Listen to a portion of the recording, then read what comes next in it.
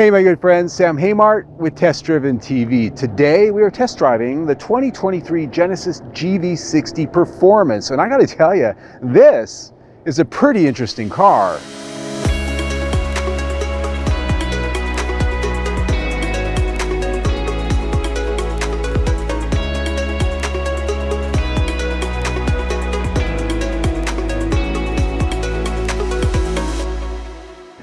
Before we get out on any kind of a test drive, we're going to talk about what we've got here, because this is a feast for the eyes. Just look at this 2023 GV60 Performance.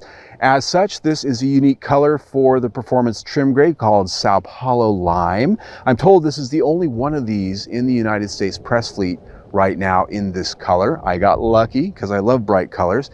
It definitely catches your eye from across the parking lot. I know where I parked, right there. So looking at this does have a unique design from the Hyundai and Kia variations of this car, and that is to say this rides on the corporate eGMP platform architecture, but all of the sheet metal is unique. The two-line LED headlamps, very thin, and a lot of little ice cube elements in there that work very well at night, I'll point out. And the signature lighting on this during the day, actually very eye-catching as well. With this color, you can see silver body cladding down there at the bottom and in the front spoiler. Looking at the logo on the front of the hood, this has a new variation of the Genesis wing with a different background there behind the word Genesis. And looking at the hood, this actually has a wrap over clamshell hood. And so you can see that when it opens up, it's actually got that element that wraps down over to the wheel arches. And coming around to the front, this does have SUV style plastic wheel arch moldings, and they wrap around these beautiful bright silver 21-inch wheels that again really contrast nicely with this Sao Paulo Lime. Looking right here, you can see I've got door handles that are popping out. These are a flush door handle that are getting pretty popular, especially with electric cars. It seems to be a thing. But as you walk up to the car, you can touch these when you have the key in your pocket, and they will pop open so that you can open it. Once you get underway or when you lock the car, those will go back in. Another interesting feature this car has is facial recognition. There's a camera right here, so even without the key in your pocket, you can walk up to this car, look right up into the camera, and it will recognize you and it'll unlock the car. Once you get in, there's a place to put your finger in there, and you can use your fingerprint to be able to start and operate the car going forward.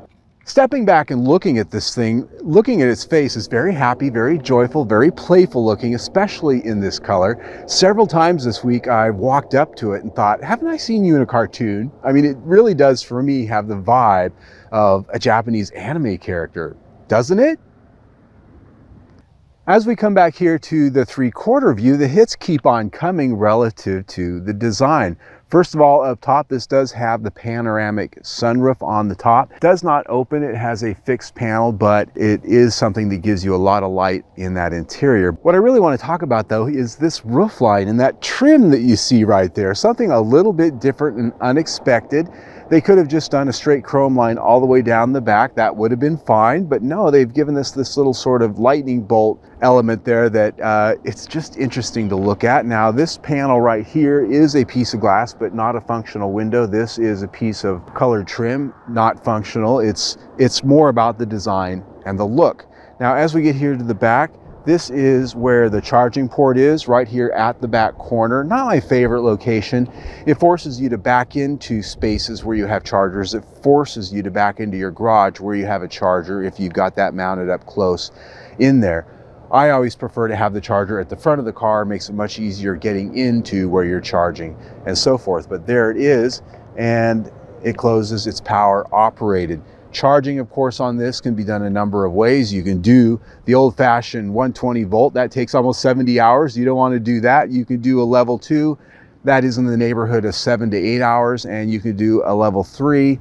And there's variations on that, but you can get down to as low as 20 minutes-ish to get this up to 80% and the full grid on charging on your screen. But looking at the back, this has got a sort of ducktail spoiler built into that rear hatch. That is a power operated rear hatch. Just like up front, we have the two-line LED lights in the form of taillights here, Genesis logo across the middle. And it's just a nice sort of bulbous, clean design. Actually has a very sort of, I don't know, athletic stance, dare I say it. So Sao Paulo Lime on the outside, Torrent Navy on the inside. And what is our accent color? Sao Paulo Lime piping and stitching all over the place. This is crazy, man, and I love it. I absolutely love the color combination in here. Can you tell? This is an interior that I immediately sat in and felt like, yeah, this is an upspend. This is a luxury car. I've got high quality materials everywhere I look, everywhere I touch. Napa leather seats I'm sitting in, both with a standard leather finish as well as a suede finish along with the piping. Soft stitched trims on the dash, the door panels, the center console, and the metal trim that you see here, genuine aluminum. It's cold to the touch, and it's got a nice pattern in it. I'll point out, a Mercedes I was just in recently charged $300 for plastic with a metal finish on it. So this is the real deal, standard equipment. So looking around here, this has a lot of what we'd expect from Genesis vehicles. I've got two big screens on the dash, instrument cluster in front of me that is fully customizable, paddle shifters on the steering wheel, excellent switchgear on the steering wheel. Of course, excellent switchgear everywhere. The center stack here has the big infotainment screen below it, a full screen and button setup, not only with hard controls for the infotainment system, but hard controls for the climate system, and you can also access menus on the screen for that. The center console has sort of a cantilevered floating design with lots of storage down below on the floor, a big bin down there that has plenty of power ports. But here on the center console, there is the button for the fingerprint that you can start the car with without a key. Controls here for the menus on the infotainment screen, and a center puck for controls on the aforementioned screen. And then here, this is a pretty cool little device here, a crystal ball as it were. When you first get in the car, the gear selector is hidden, and when you power the car up, voila, it rolls over and turns into this very cool dial selector. And while I don't normally have a really big love for these dial selectors for gears, this is pretty cool. This is something that says, yeah, it's spent up. And that's really kind of a theme here with this car. There's a lot of little design details, gadgets, wow factors that make you think, yeah, I'm glad I spent the money. Now, when it comes to storage, there in here is not that much. It's about half of a square Kleenex box, but there is also a place ahead of it for your phone, a nice place to slide that, and that does have a wireless charger built in as well. These seats I'm sitting in, very comfortable. They're both heated and ventilated, fully power adjustable, and these also have a massaging function. So if you're sitting and having your car charged someplace, you can sit here and you can zen out, and then you can tune in the media to the built-in background sounds this has for environments. It's very zen, very woo.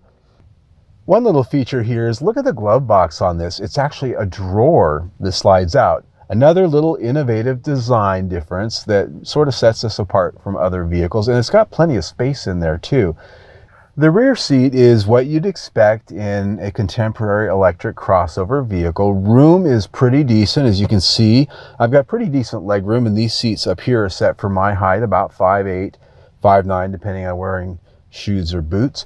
But I am sitting in a little bit of a low position, but the good is that I've got good side bolstering, and I don't feel like I'm trying to hold myself still just because I don't have support under my legs that I'd like.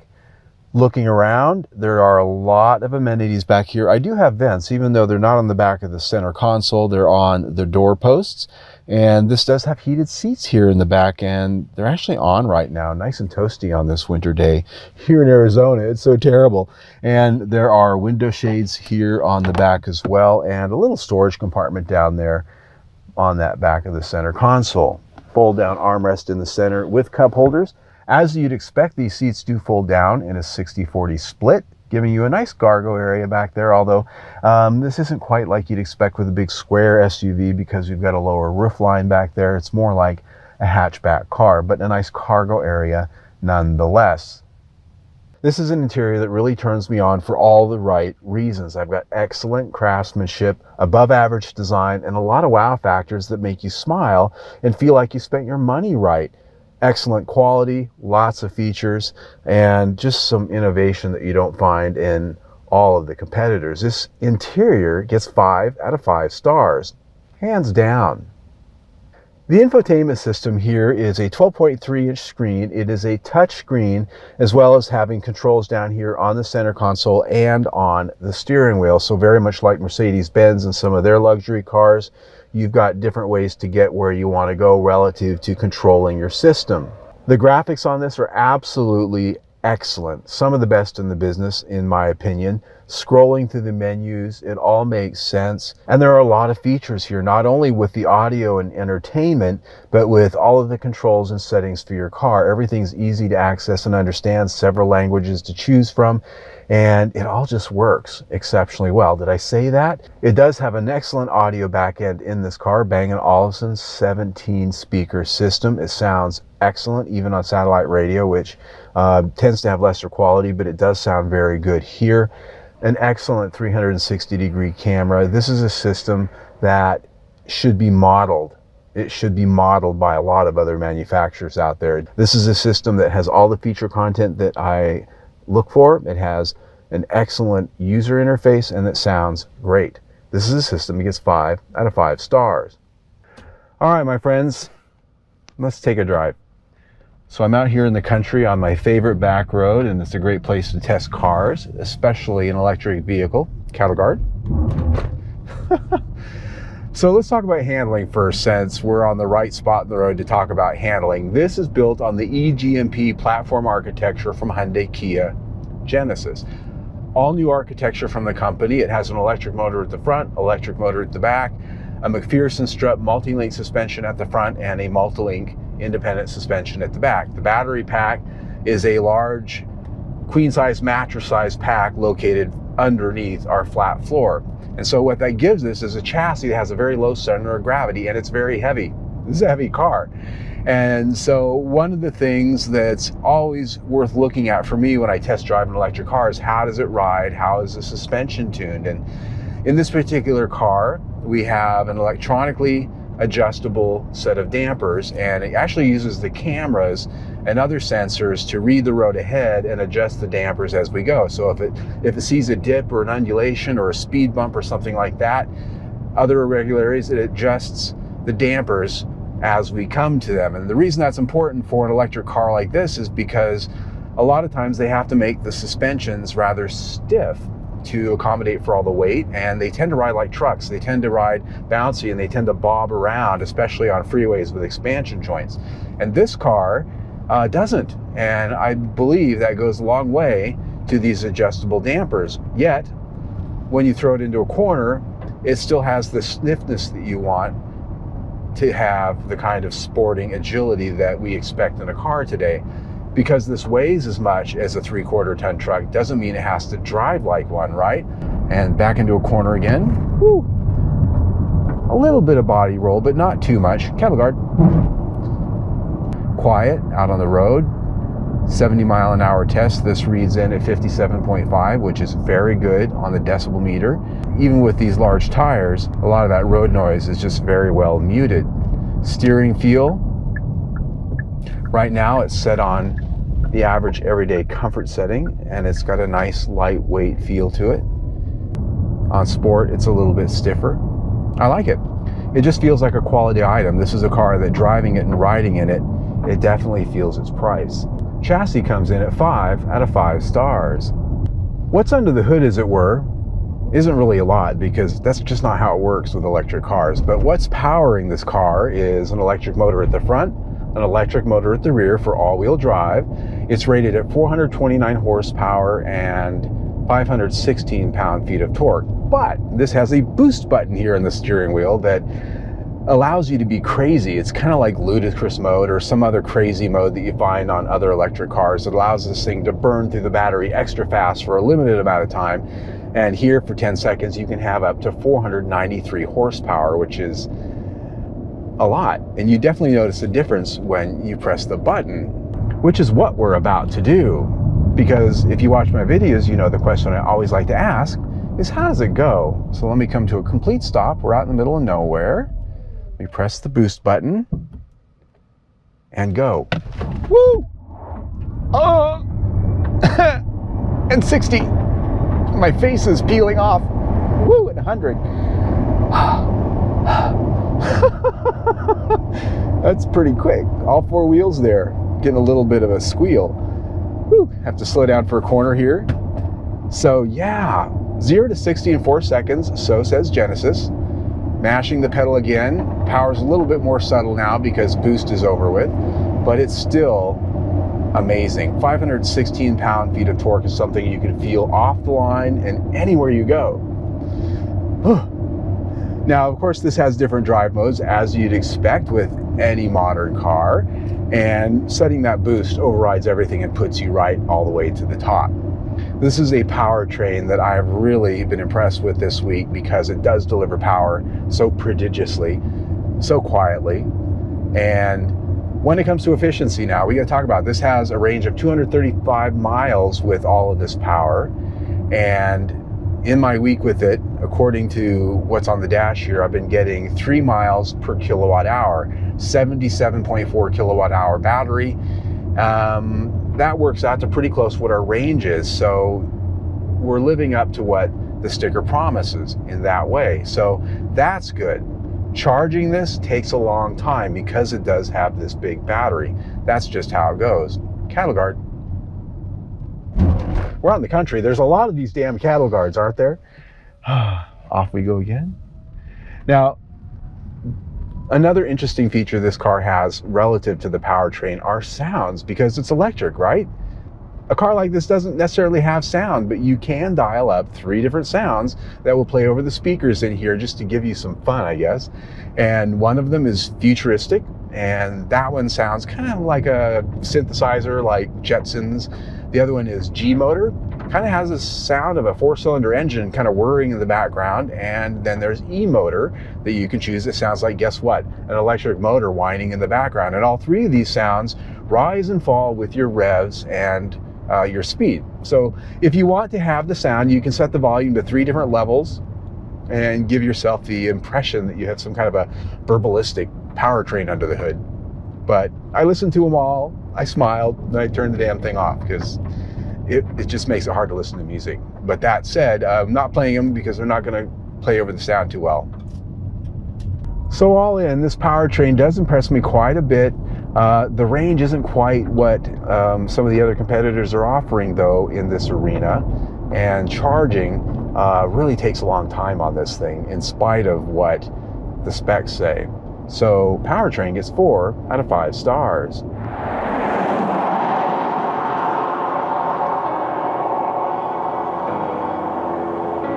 Did I not tell you this is an interesting car? So the bottom line is, if you want a highlighter yellow car with a navy blue interior, Genesis has the ride for you.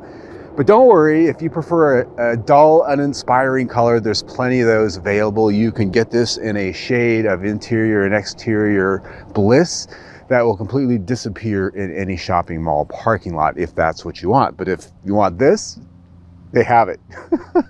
I'm very impressed with this car. Obviously, it handles extremely well for a big, heavy electric car, and that is saying something out here in the current market.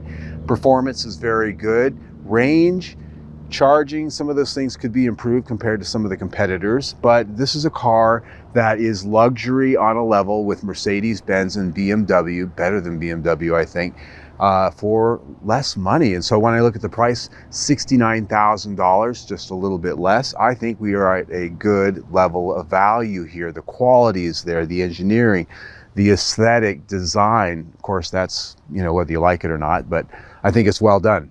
This is a car that looks like it's priced, feels like it's priced, drives like it's priced. It's got a good warranty, a lot of feature content for that money. I put value at 5 out of 5 stars. When you put that in with everything we've already talked about, this is a car that rates out with our review at 4.5 of 5 stars. Excellent. And it's very interesting. I had a lot of fun with this week. Surprisingly, though, not that many people noticed this. You'd think it would just jump off the stage, but it's like it never even happened, at least out there in the crowd noticing departments. There you go.